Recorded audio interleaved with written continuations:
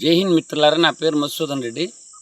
కలిగిరి మండలం ఎర్రారెడ్డిపాలెం గ్రామం MI tank ప్రెసిడెంట్ని. ఈ చెరువు 1997లో నిర్మించడం జరిగింది. కానీ దీన్ని చెరువు అనేదానికంటే ఒక అడవి అనుకోవచ్చు. ఈ ఊరిలో పుట్టిన బిడ్డగా నేను ఈ చెరువు సర్పంచ్ పదవి తీసుకొని బాగు చేద్దామని చెప్పి నా సొంత నిధులతోటి ఇప్పటివరకు ప్రభుత్వం నుంచి నాకు ఒక్క రూపాయి కూడా రాలేదు. నాకు పదవి వచ్చిన కాడి నుంచి కూడా మా భార్యాభర్తలు ఇద్దరు జీతాల డబ్బుల్లో మా కుటుంబ పోషణ బాగా మిగిలిన డబ్బులన్నీ ఈ చెరువు మీద పెట్టాను. ఎందుకంటే ఈ గ్రామ భూమిపుత్రుడిగా పెట్టాను. కానీ ఇక్కడ సమస్య ఏంటంటే 1997లో జస్ట్ కొంత డబ్బులు రైతులకి ఇవ్వాలి. అప్పట్లో రూపాయికి 80 పైసలు ఇచ్చారు. 20% 20 పైసలు అంటే ఆ డబ్బులు కూడా తెచ్చా నేను. డిసెంబర్ నెల 17వ తేదీ డబ్బులు తెచ్చి ఆర్డీఓ అకౌంట్లో పెడితే కావల ఆర్డీఓ ఆ డబ్బులు ఇవ్వకపోవడం వల్ల రైతులు అడ్డం తిరుగుతారు. తప్పెవరిది? డిసెంబర్ 17వ తేదీన మాకు ఎంఐ ఇరిగేషన్ ట్యాంక్ సిఈ గారు వై శ్రీనివాస్ గారు ఆ డబ్బులు ఇచ్చారు. ఇస్తే కావల ఆర్డీఓ ఆఫీస్లో ఉన్న అఫీషియల్ నిర్లక్ష్యం ఫలితంగా ఆ డబ్బులు ల్యాప్స్ అయినాయి. ఇప్పుడు ఏం చేయాలా? రెడ్ వచ్చా మొదలెట్టు అన్నట్టు అయిపోయింది నా పరిస్థితి. ఇప్పుడు కావల ఆర్డీఓ చుట్టూ కానీ కలెక్టర్ గారి చుట్టూ కానీ నేను ఎన్ని సార్లు తిరుగుంటానో నాకు తెలుసు, నా అంతరాత్మకు తెలుసు. ఇక్కడ కలిగిరి మండలంలో ఉన్న ప్రతి రాజకీయ పార్టీ నాయకుడికి తెలుసు. చదువుకున్న నాకే ఇంత దుస్థితి ఉంటే చదువు రాని వాళ్ళ పరిస్థితి ఏంది? మరో సమస్య, ఎంఐ ట్యాంకుల అధ్యక్షులు ఇవాళ ఏమవుతుందంటే జిఎస్టీ రద్దు అని చెప్పారు మన రైతు సదస్సులో. నేటి వరకు గవర్నమెంట్ జీవో ఇవాళ ఎంఐ ట్యాంకుల ప్రెసిడెంట్ల పరిస్థితి ఏంటంటే సాంఘిక సంక్షేమ పథకాలు ఉంటాయి. వాటిల్లో ఒకటి ఏంటంటే ఇళ్ల స్కీమ్ కావచ్చు, రైతు భరోసా స్కీమ్ కావచ్చు, ఫీజు రీంబర్స్మెంట్ కావచ్చు, ఆరోగ్యశ్రీ. కానీ ఒక్కసారి జిఎస్టీలో పరిధిలోకి పోయి ఇన్కమ్ ట్యాక్స్ పరిధిలోకి పోతే వాళ్ళకి అవన్నీ వర్తించవు. కానీ అమాయకులైనటువంటి ఎంఐ ట్యాంకులో ఉన్న బీసీలు, ఎస్సీలు, ఎస్టీలు చాలామంది ఉన్నారు. ఇవాళ ప్రభుత్వం ఏమన్నది? జిఎస్టీ రద్దు అన్నది. జిఎస్టీ రద్దు అంటే కదా జీవో ఇవ్వమని అడుగుతున్నారు. ఇవాళ ఆగమ్య గోచరంగా ఉంది. వాళ్ళు ఇచ్చిందేమో ముష్టి 5 లక్షలు ట్యాంక్కి, దాన్ని 10 లక్షలు అన్నారు. ఊరక నోటి మాటలే కానీ చేతలకు వచ్చేళ్ళకి ఒక్కరి అకౌంట్లో ₹1 బెళ్ళయిలా. అందువల్ల మా డిమాండ్ ఏంటంటే ప్రభుత్వం ఈరోజు ఇప్పుడు 3 బడ్జెట్లు ప్రవేశపెట్టింది. ఈ 3 బడ్జెట్లో 36,000 కోట్ల రూపాయలు ఇరిగేషన్ బడ్జెట్లో ఉన్నాయి. ఈ 36,000 కోట్లలో మైనర్ ఇరిగేషన్ ట్యాంకులకి ఎంత ఇచ్చారు, ఎవరికి ఇచ్చారు, ఎప్పుడు ఇచ్చారు? నాకు తెలిసి అయితే ₹1 బిళ్ళ రాల మాకు. అంటే బడ్జెట్ల మీద బడ్జెట్లు అయిపోతున్నా కూడా మైనర్ ఇరిగేషన్ అటువంటి ట్యాంకులకు సంబంధించినటువంటి ఎంఐ ట్యాంకులకు సంబంధించినటువంటి వాళ్ళకి ₹1 బిళ్ళ రాల. డైరెక్ట్గా అకౌంట్లో వేయొచ్చు కదా. ఇవాళ సీఎం ఆఫీసులో ఫండ్ ప్రజలు పన్నుల రూపంలో కట్టిన డబ్బంతా సీఎం ఆఫీసులో పెట్టుకొని వాళ్ళ ఆఫీసుల చుట్టూ ఎందుకు తిరగాల? మా డబ్బు మాకు ఇస్తే మీరేదైనా తప్పు చేస్తే శిక్షించండి, తప్పు కాదు. డబ్బంతా కన్సాలిడేట్ ఫండ్ అంతా ఒక చోట పెట్టుకొని వాళ్ళకి నచ్చిన వాళ్ళకి ఇచ్చుకుంటావారు. కాబట్టి గ్రామాల్లో ఉండేటటువంటి చదువుకున్న యువత, బయటికి పోయిన వాళ్ళు స్వచ్ఛందంగా గ్రామాలు అభివృద్ధి చేయాలన్నా కూడా డిపిఆర్ అంటారు, పైకి తిరిగి కిందకి తిరిగి పైకి తిరిగి కిందకి తిరిగి వాడు అలసిపోతున్నాడు అనమాట. కానీ పట్టువదలని విక్రమార్కుల్లాగా ఈ చెరువును బాగు చేయాలన్న సంకల్పంతో మా భార్యాభర్తలు ఇద్దరు జీతాల డబ్బులతో దీన్ని బాగు చేసేటటువంటి దుస్థితి నేటి పరిస్థితి. ₹1 ఎమ్మెల్యే ఫండ్ కానీ ₹1 ఎంపీ ఫండ్ కానీ మాకు ఇచ్చిన దాఖలాలు లేవు. అందువల్ల మేమంటుండేది ఏంటంటే మోసపోకండి. ఎంఐ ట్యాంకు అధ్యక్షులకి, ప్రెసిడెంట్లకి అందరికి నేను చెప్తున్నాను, జిఎస్టీ అనే కబంధ హస్తాల్లో కానీ మీరు ఇరుక్కున్నారంటే ఏ సంక్షేమ పథకాలు మీకు వర్తించవు. కాబట్టి ఒక విఘ్నుడిగా చెప్తున్నాను, మొన్న చంద్రబాబు నాయుడు గారు, గౌరవనీయులైన రాష్ట్ర ముఖ్యమంత్రి చంద్రబాబు నాయుడు గారు అమరావతిలో రైతు సదస్సు పేరిట ఎంఐ ట్యాంకుల అధ్యక్షులు పెట్టినప్పుడు ఆ రోజు నేనే నిమ్మల రామానాయుడుతో మాట్లాడి ముఖ్యమంత్రి చేత ప్రకటన ఇప్పించిన. ఆ సదస్సు జరిగి ఎన్ని రోజులైంది? ఇప్పటి వరకే జిఎస్టీ రద్దు అని ఎందుకో చెప్పాడు, ఆ స్టేజ్ మీదనే చెప్పాడు ముఖ్యమంత్రి గారు. రాష్ట్ర ముఖ్యమంత్రి ఇచ్చినటువంటి హామీకే అతిగతి లేకుండా ఉంటే ఎవరితో మొరపెట్టుకోవాలా? అందువల్ల ఏంటంటే నేను అంటుండేది ఏంటంటే ప్రతి గ్రామాన్ని అభివృద్ధి చేయాలంటే ప్రభుత్వం త్వరితగతిన ఇరిగేషన్ అధికారులు అయితేనేమి, ఫైనాన్స్ సంబంధించిన వాళ్ళు అయితేనేమి, ఇక్కడ రెవెన్యూ శాఖ సమన్వయం అనమాట. ఒక చెరువు డెవలప్ చేయాలంటే రెవెన్యూ వాళ్ళు సర్వే చేసి రాళ్ళు బాతరు, ఇరిగేషన్ వాళ్ళు టెండర్లు డిపిఆర్లు తయారు చేసి డాక్యుమెంట్ ఇవ్వాలి, ఫైనాన్స్ వాళ్ళు డబ్బులు ఇవ్వాలి. ఇదంతా ఒక పద్మవ్యూహం లాంటిది. ఈ వ్యూహంలో చిక్కుకొని చచ్చిపోతున్నారు అందరు కూడా కాంట్రాక్టర్లు. అందువల్ల ఇప్పుడు ఎంఐ ట్యాంక్ డబ్బులు డైరెక్ట్గా ఇంకా ఎవరుగా లేకుండా డైరెక్ట్‌గా వాళ్ళ అకౌంట్‌లో ఎయండి. వాళ్ళేదన్నా తప్పు చేస్తే అరెస్ట్ చేసి జైల్‌లో పెట్టండి. వాళ్ళేదన్నా క్వాలిటీ వర్క్ చేయకపోతే వాళ్ళని మీరు చేస్తే సంసారం ఎదుటోళ్ళు చేస్తే ఏమంటారు? అందువల్ల ఇది కరెక్ట్ గాదు.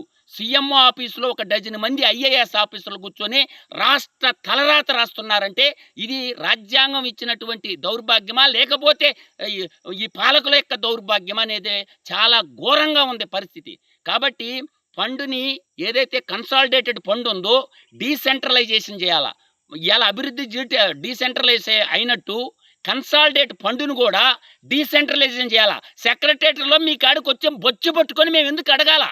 మా డబ్బులు మాకిచ్చేయండి. జిల్లా కలెక్టర్ అకౌంట్‌లో పెట్టండి. మేము వాడుకుంటాం. అంతే తప్ప సెక్రటేరియట్ చుట్టూ ఫైళ్లు రాసి పైకి కిందకి ఇదొక అంశం. రెండోదేందంటే ఒక మేజర్‌గా కలిగిరి మండలంలో 18 ఎంఐ ట్యాంకులుంటే ఏ ట్యాంక్‌కి నీళ్లిచ్చారు అంటే సమాధానం లేదు. ఎందుకో 18 ఎంఐ ట్యాంకులు పంచాయతీరాజ్ ట్యాంకులు కలుపుకొని 27 ట్యాంకులుంటే 2 ట్యాంకులు పోతాయి సోమశాల నీళ్లు. ఇది ఎక్కడ దౌర్భాగ్యం అంటున్నా నేను.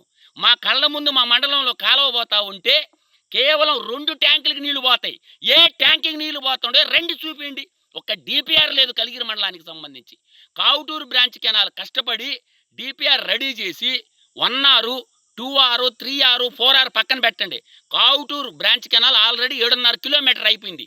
5 కిలోమీటర్ల పెండింగ్ కాలువ, బ్యాలెన్సింగ్ రిజర్వాయరు, 1R ఫైల్ పెడితే ఆ ఫైనాన్స్ సెక్రటరీకి సంబంధించినటువంటి వాడు దాన్ని వెనక్కి కొట్టిండు. నువ్వు రావయ్యా కదిలి సెక్రటరీ నుంచి నువ్వు ఆడ కూర్చోవటం కాదు, ఫైనాన్స్ సెక్రటరీ పేపర్లో కాదు, నువ్వు రా కలిగిరి మండలం, మా బాధ ఏంటో చూపిస్తాం. డ్యామ్ పక్కన మా గ్రామాలు కాలువలో నీళ్లు పోతుంటే పొలాలకు నీళ్ళు రాకపోతే నీ ఇష్టం వచ్చినట్టు వెనక్కి కొడితే మేము అడిగేవాడు ఓళ్ళు లేడనా? ఇవాళ ఏంటంటే ఇరిగేషన్ సంబంధించినటువంటి స్పెషల్ చీఫ్ సెక్రటరీ సాయి ప్రసాద్ని అడుగుతుండా, నువ్వు రా చూపిస్తా నేను. ఎందుకు అంత ఇగో? ఎందుకు మా కావుటూరు బ్రాంచ్ కెనాల్ ముంచుతుర్రా మీరు? ఎందుకు మా 1Rకి టెండర్ వెళ్ళటం లేదంటే ఆయన వెనక్కి అంటే నిమ్మల రామానాయుడు అడ్మినిస్ట్రేషన్ అప్రూవల్ ఇచ్చి ఇవాళ ఫైనాన్స్ డిపార్ట్మెంట్ ఏమైనాయి మా డబ్బులని అడగతుండా, ఏమైపోయినాయి మా డబ్బులు? అందువల్ల ఏంటంటే దీనికి సమాధానం చెప్పాల్సింది రాష్ట్ర ఫైనాన్స్ మినిస్టర్ అయినటువంటి మనకి ఇవాళ రాయలసీమ గురించి పెద్ద మాటలు మాట్లాడతారు. పయ్యావుల కేసు నీ ఆఫీసులో ఏం జరుగుతుందో చూసుకో. పయ్యావుల కేసు నిన్ను అడగతుండా, నీ ఆఫీసులో చూసుకో. ఏమి ఇచ్చావు నా మండలానికి? ఏం డబ్బులంతా నీయేనా ఏంది? మా మండలం ప్రజలు పన్నులు కట్టడం లేదా ఏంది? మా వాటా ఎంత తేల్చండి ఇరిగేషన్లో. అందువల్ల వదిలిపెట్టే పనే లేదు. పయ్యావుల కేసు ద్వారా మా కాలువలు 2 ఇవాళ ముఖ్యమంత్రి మాటకే ఇలువ లేదంటే పయ్యావుల కేసు మినిస్టర్గా ఉండటానికి అర్హతే లేదని నేను అంటుండా. ఇంకా మేము వినదలుచుకోలే. మా కలిగిరి మండలంలో ప్రతి చెరువుకి సోమిశల నీళ్ళు ఇవ్వమని చెప్పి చేతులు జోడించి ఏడుకుంటున్నాను. అదే రాష్ట్ర కన్సాలిడేటెడ్ ఫండ్లో మా వాటా ఎంతో తేల్చమని అడుగుతున్నా. వెనకబడిన ప్రాంతం మా ఉదయగిరి. అభివృద్ధికి నోచుకోక అల్లాడిపోతున్నాం. తాగునీరు లేదు, సాగునీరు లేదు, పరిశ్రమలు లేదు, వలసపోయి బతకాల్తున్నటువంటి నియోజకవర్గం మా ఉదయగిరి నియోజకవర్గం. కాబట్టి ఒక్కసారి ముఖ్యమంత్రి సదస్సు పెట్టినంత మాత్రాన సమస్యలు తీరవు. కాబట్టి తక్షణం మా కావుటూరు బ్యాలెన్సింగ్ రిజర్వాయరు, మా 1R, అదేవిధంగా తూర్పు కొట్లదన కేసులు పెట్టించుకొని కోర్టుల చుట్టూ తిరుగుతున్నాం. నీళ్లు అడిగినందుకు పాపానికి గత ప్రభుత్వం కేసులు పెడితే అక్కడ ఉన్న మాల సామాజిక వర్గం బిడ్డలు, మాదిగ సామాజిక వర్గం బిడ్డలు ఇప్పటికి 7 ఏళ్ల నుంచి కోర్టు చుట్టూ తిరుగుతున్నాం నీళ్ళు అడిగిన పాపానికి. అందువల్ల ప్రజా సమస్యలు చాలా ఉన్నాయి. మా ఉదయగిరి ప్రజలు కూడా మేల్కొన్నారు. ఇంకా తిరుగుబాటు మొదలైంది. మీకెంతో మాకంత అని అంటున్నాం. ఇవాళ మంగళగిరి నియోజకవర్గంలో ఎంత ఖర్చు పెట్టారు, పిఠాపురం నియోజకవర్గంలో ఎంత ఖర్చు పెట్టారు, హిందూపురం నియోజకవర్గంలో ఎంత ఖర్చు పెట్టారు, కుప్పం నియోజకవర్గంలో ఎంత ఖర్చు పెట్టారు, దానికి ఈక్వల్గా మా ఉదయగిరి నియోజకవర్గంలో ఖర్చు పెట్టారా అని నేను అడుగుతుండా. అంటే రాష్ట్రం అంటే 175 నియోజకవర్గాలని సమదృష్టితో చూడాలా. కానీ ఇవాళ మంగళగిరి నియోజకవర్గానికి నిధులు ఎన్ని, పిఠాపురం నియోజకవర్గానికి నిధులు ఎన్ని, కుప్పం నియోజకవర్గానికి నిధులు ఎన్ని, హిందూపురం నియోజకవర్గానికి నిధులు ఎన్ని, మా ఉదయగిరి నియోజకవర్గానికి నిధులు ఎన్ని అడుగుతుండా. ఇది ధర్మమా? రాష్ట్ర సంపద సమదృష్టితో పెంచాలా. అందువల్ల మా గుండె రగులుతుంది. అది మండే స్థితికి తెచ్చుకోవద్దని చెప్తుండా. దయచేసి రాష్ట్ర ముఖ్యమంత్రి గారు మా కాగుటూరు బ్రాంచ్ కెనాలు 1R మాకు ఎంఐ ట్యాంకుల నిధులు తక్షణం మంజూరు చేయవలసిందిగా చేతులు జోడించి కోరుకుంటున్నాను రాష్ట్ర ముఖ్యమంత్రి చంద్రబాబు నాయుడు గారిని. అందువల్ల సవత తల్లి ప్రేమ మాకొద్దు. మా ఉదయగిరి అభివృద్ధి జరగాలంటే మాకు నీళ్లే కావాలా. ఇవాళ ఇండస్ట్రియల్ పార్క్ అన్నారు, ఏమైందా ఇండస్ట్రియల్ పార్కు?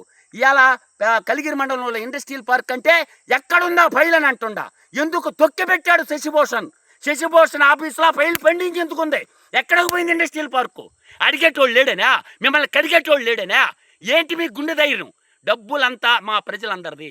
కాబట్టి ఉదయగిరి నియోజకవర్గంలో ఒక్క గవర్నమెంట్ ఇంజనీరింగ్ కాలేజ్ లేదు, ఒక్క గవర్నమెంట్ పాలిటెక్నిక్ కళాశాల లేదు. మేము చేసిన పాపం ఏంటని అడుగుతుండా. ఎందుకు గట్టర్ ఇంజనీరింగ్ కాలేజీ, ఎందుకు గట్టర్ పాలిటెక్నిక్ కాలేజీ? మా ఉదయగిరి నియోజకవర్గం అంత పనికిరాని నియోజకవర్గం అయిపోయిందని నేను అడుగుతుండా. కాబట్టి గుండె మండి ఉంది. నేటి నవతరం యువతరం తిరుగుబాటు మొదలు చేస్తుంది.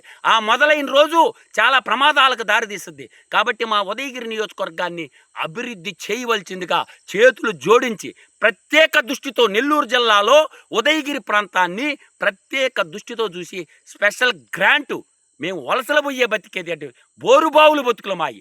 డ్యామ్ పక్కన సోమశేల డ్యామ్ పక్కన మా మండలాలు, నీళ్ళేమో మిగతా అన్నికి. కాబట్టి ఆలోచన చేసుకోండి ముఖ్యమంత్రి గారు. దయచేసి మా ఉదయగిరి నియోజకవర్గాన్ని రేపు ఏదన్నా మంత్రి మండలం చేసేటప్పుడు మా ఎమ్మెల్యేకి మంత్రి పదవి ఇవ్వమని అడుగుతున్నాం మేము. మాకు మంత్రి పదవి లేకపోతే మాకు పనులు కావు. మా ఉదయగిరి ఎమ్మెల్యేకి మంత్రి పదవి ఇచ్చి పుణ్యం కట్టుకోండి. డెల్టా వాళ్ళకి ఇవ్వాల్సిన అవసరంలా, ఎన్నోసార్లు చేశారు డెల్టా వాళ్ళు మంత్రి పదవులు. కాబట్టి మమ్మల్ని మునిగిపోయిన వాళ్ళు, అన్యాయం అయిపోయిన వాళ్ళు, మా సమస్యలు తీరాలంటే ఉదయగిరి ఎమ్మెల్యేకి మంత్రి పదవి ఇచ్చి క్యాబినెట్లో కూర్చోబెడితే కానీ మా సమస్యలు తీరేటట్టు లేవు. కాబట్టి ముఖ్యమంత్రి గారు తక్షణం మా ఉదయగిరికి ఈసారి మంత్రివర్గ విస్తరణలో స్థానం కల్పించాలని చెప్పి చేతులు జోడించి ప్రజల తరపున ఏడుకుంటున్నాను. జై హింద్ మిత్రులారా.